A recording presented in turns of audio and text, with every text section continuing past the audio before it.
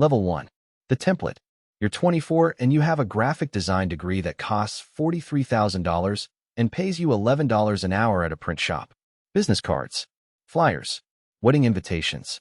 40 hours a week feeding paper into machines that cost more than your degree and produce things that matter less. Your roommate, Ray, works the same shop. Same shift. Same $11. Except Ray doesn't see the machines the way you do. You see equipment. Ray sees potential. Ray has been printing things at night after the shop closes. Not business cards. Not flyers. He shows you one Tuesday night in the apartment. A $20 bill.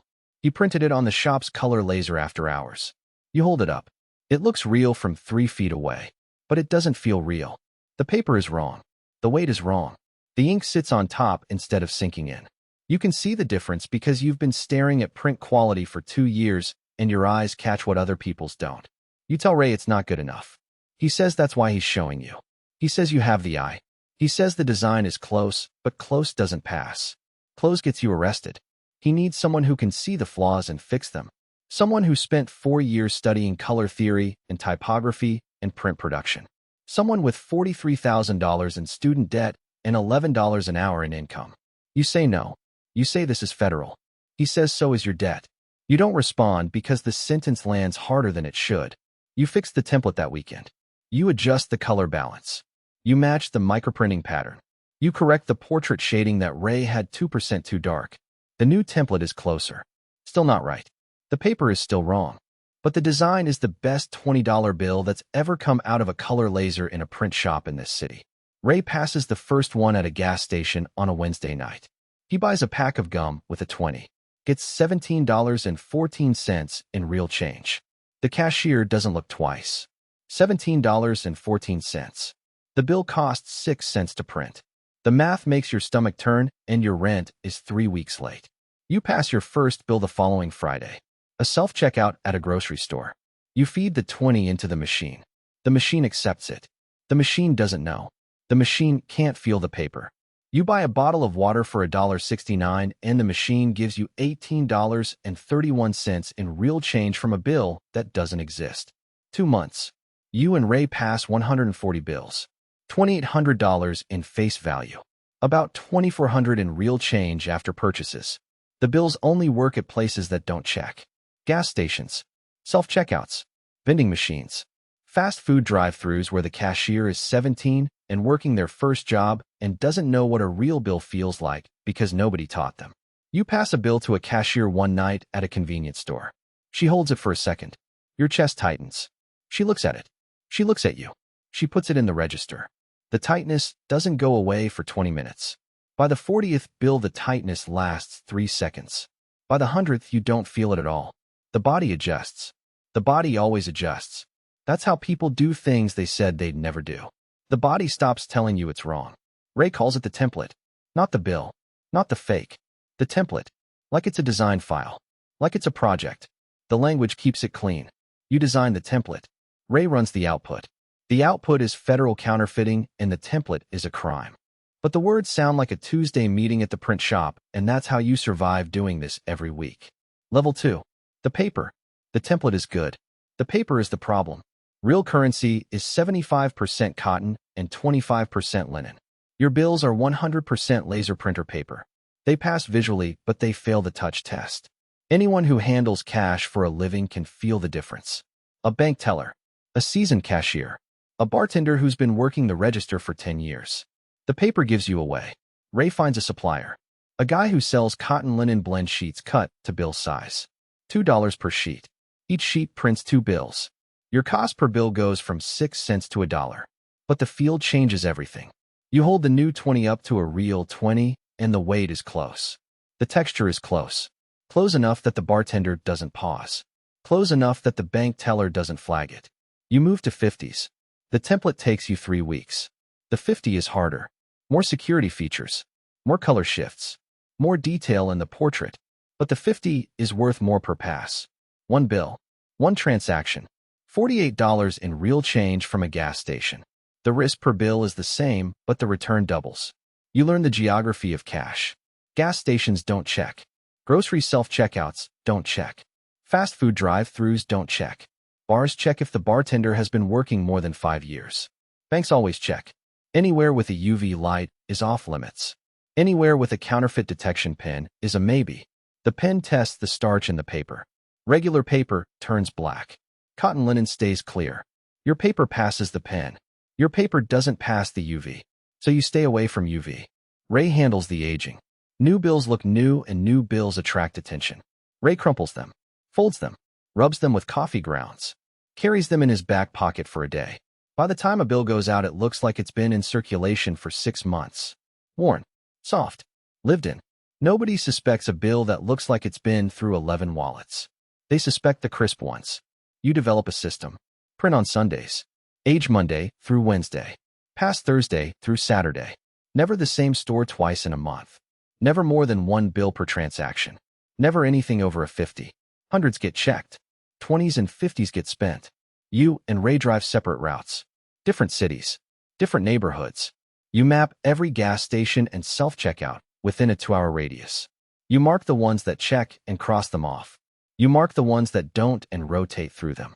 The map on your phone has 47 pins, and each pin is a place that trusted a piece of paper because the paper felt right. You quit the print shop. Ray quits the same week. You tell the manager you're going freelance. Graphic design, which is true if you remove the word graphic and replace it with counterfeit and replace design with currency. Ray says he's moving to photography. He means it. He photographs every bill he prints, studies the output, adjusts the next batch. He treats it like an art residency that happens to be a federal crime. 8 months, 1,100 bills, $53,000 in face value, $31,000 in real change after passing costs. You split everything 50-50 with Ray. Your share is $15,500. The rent is current. The student loans are on time. The $11 an hour life is over, and the replacement doesn't have a name you can say at a dinner party. Level 3. The network. A man named Victor finds you through Ray. Victor doesn't print. Victor doesn't pass. Victor buys. He buys counterfeit bills at 30 cents on the dollar and distributes them through a network of passers he manages across 3 cities. You print. Victor buys. His people pass. 3 steps. Your hands never touch a register again. Victor is not like Ray. Ray sees the art. Victor sees the margin. Victor doesn't care about the microprinting or the color balance or the aging process. Victor cares about volume. How many bills per week? What denominations? How fast you can scale? Victor speaks in numbers the way Ray speaks in ink density. The arrangement changes everything. You don't pass anymore. You don't leave the apartment with bills in your pocket. You print. Ray handles production quality. Victor picks up on Wednesdays. Cash on delivery. 30 cents on the dollar. $1,000 in counterfeit costs you $500 in materials and pays you $300 in profit per batch. Victor turns that $1,000 into $700 through his network. Everyone makes money. The money makes money. You move out of Ray's apartment. Separate addresses. Separate lives on paper. You get a studio across town under your own lease. You and Ray don't text about production. You don't call about schedules. You communicate through encrypted messages that delete after 24 hours. The storage unit is the only place you overlap, and the storage unit is in Ray's name. If anyone looks at your life on paper, you're a freelance graphic designer who lives alone and pays rent on time. The separation isn't a plan. It's instinct. The more money moves through the operation, the more distance you need between the people who make it. You upgrade the equipment. A commercial printer. Better color management. Higher resolution. You rent a storage unit and set up production there. The apartment is clean. The storage unit is the operation. You and Ray split 12-hour shifts. You print. He ages. You quality check. He packages. The storage unit smells like cotton and coffee grounds and ink. $16,000 a month. Split 3 ways after Victor's cut. Your share is about $5,000. More than the print shop ever paid. Less than the risk deserves. But the risk doesn't feel like risk anymore. The risk feels like routine. Print. Age. Package. Deliver. The language stays clean and the routine stays steady and the money keeps moving. Victor wants hundreds. You've avoided hundreds because hundreds get checked. The pen test. The UV light. The watermark hold. Hundreds are where amateurs get caught. But Victor says his passers know how to move hundreds. Casinos. High-end bars. Concert venues. Places where cash moves fast and checking slows the line. You build the 100 template in 2 weeks. It's the best thing you've ever designed. Better than anything your degree produced. The irony is that your finest work is a federal crime. Ray photographs the first 100 from 6 angles. He adjusts the lighting. He prints the photo and pins it to the wall of the storage unit. He calls it the proof sheet. Like a gallery. Like an exhibition of one piece that nobody will ever see in a frame. You look at the photo and you look at the bill and you can't tell which is which, and that's the whole point. Victor gets greedy. He starts moving too many bills in the same zip codes. Businesses notice. 3 gas stations in the same neighborhood receive counterfeit 50s in the same week. They report it. The reports create a cluster. The cluster gets flagged. The Secret Service is where counterfeit clusters go because counterfeiting is what the Secret Service was built for. Before the presidents. Before the motorcades. The Secret Service was created in 1865 to fight counterfeit currency. This is their original job, and they're good at it. Ray notices the heat before you do. A news segment about counterfeit bills circulating in the area.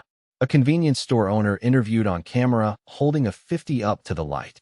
Ray sees the segment and recognizes the bill. Not just the denomination. The exact bill.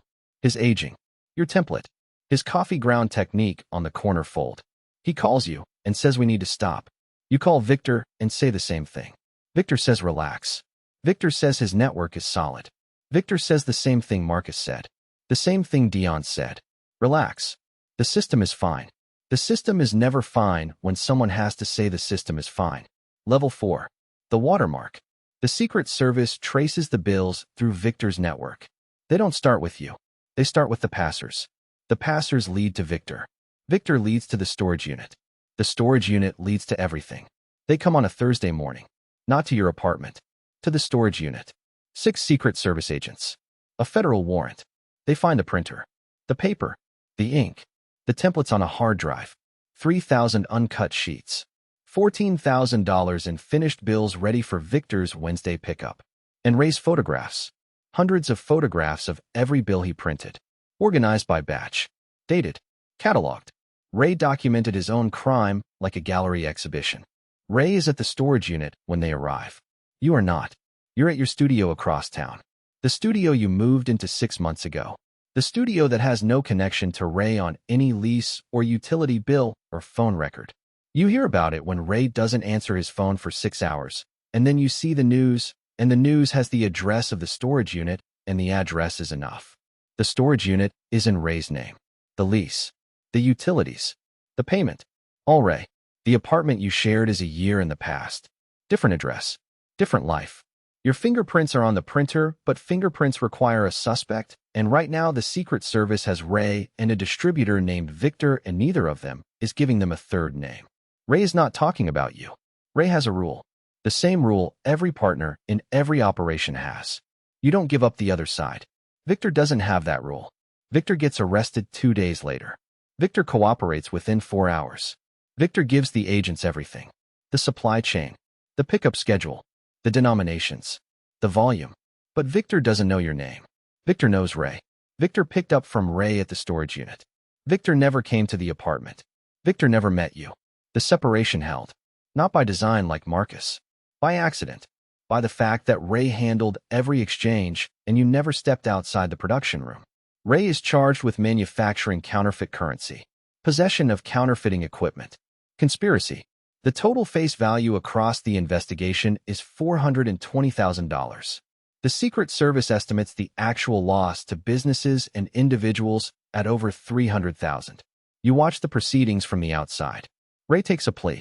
7 years federal. He stands before the judge, and the judge asks if he understands the charges, and Ray says yes. 7 years for the best design work either of you ever produced. You don't visit Ray for the first 3 months.